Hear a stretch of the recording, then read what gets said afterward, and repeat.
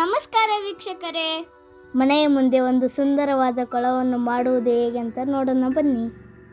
ಮನೆಯ ಮುಂದಿನ ಖಾಲಿ ಜಾಗದಲ್ಲಿ ಕಲ್ಲು, ಇಟ್ಟಿಗೆ ಅಥವಾ ಯಾವುದಾದರೂ ಸುಮಾರು 6 ಇಂಚಿನ ಎತ್ತರದ ವಸ್ತುಗಳು ನಿಮಗೆ ಬೇಕಾದ ಆಕಾರದಲ್ಲಿ ಜೋಡಿಸಿಕೊಳ್ಳಿ. ಅದರ ಮೇಲೆ ಜಲ ನಿರೋಧಕ ಹಾಳೆಯನ್ನು ಹಾಸಿರಿ.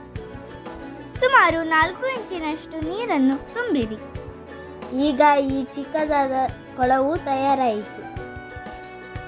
ಅದರ 1/3 ಭಾಗದಲ್ಲಿ ಪ್ರತ್ಯೇಕ ಒಂದು ಹಾಳೆಯನ್ನು ಹಾಕಿ ಮಧ್ಯದಲ್ಲಿ ಕಲ್ಲಿನಿಂದ ಗೋಡೆಯಂತೆ ಕಟ್ಟಿರಿ. ಕಟ್ಟಿದ ಗೋಡೆಯು ಕೆರೆಯ ಕಟ್ಟಡದಂತೆ ಕಾಣಬೇಕು. ಮೇಲೆ ಹಾಕಿದ ಹಾಳೆಯ ಮೇಲೆ ಫಲವತ್ತಾದ ಮಣ್ಣನ್ನು ತುಂಬಿರಿ. ಮಣ್ಣು ಹಾಕಿದ ತಕ್ಷಣ ನೀರು ಕೆಟ್ಟು ಹೋದ ಹಾಗೆ ಕಾಣುತ್ತದೆ. ಆದರೆ ಕೆಲವು ಗಂಟೆಗಳ ನಂತರ ನೀರು ತಿಳಿಯಾಗುತ್ತದೆ. ಹಾಳೆಯ ಸುತ್ತಲೂ ಕಲ್ಲುಗಳನ್ನು ಜೋಡಿಸಿ ಸಿಂಗರಿಸಿ. ಮಣ್ಣಿನಲ್ಲಿ ಕರಿಕೆ ಹಾಗೂ ಕೆಸರಿನಲ್ಲಿ ಹುಟ್ಟುವ ಗಿಡಗಳನ್ನು ಹಚ್ಚಿರಿ. ಹಲವು ದಿನಗಳ ನಂತರ ಗಿಡಗಳು ಹುಲುಸಾಗಿ ಬೆಳೆದು ಸುಂದರವಾಗಿ ಕಾಣುತ್ತವೆ.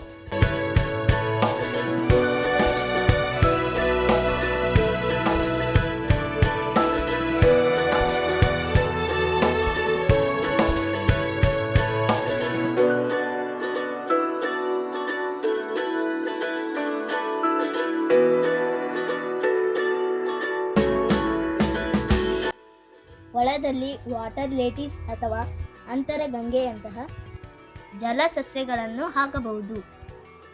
ನಂತರ ಗಪ್ಪಿ ಮೀನುಗಳನ್ನು ಅದರಲ್ಲಿ ಹಾಕಿದರೆ ತುಂಬಾ ಸುಂದರವಾಗಿ ಕಾಣುತ್ತದೆ.